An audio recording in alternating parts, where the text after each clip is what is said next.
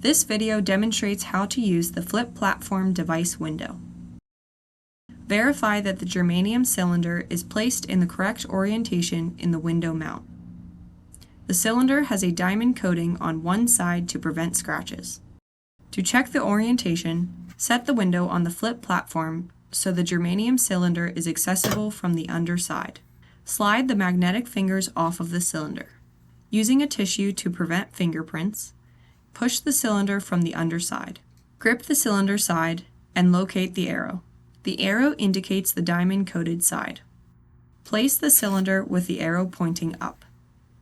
Slide the magnetic fingers onto the cylinder. Lift the window and place in the magnetic platform opening. Place the device in the center of the cylinder.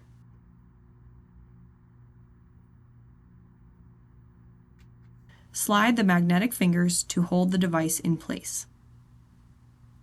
Now that the device is secure, flip the platform to analyze the back side of the device. Unlock the thumbscrew and flip the platform. Secure the thumbscrew.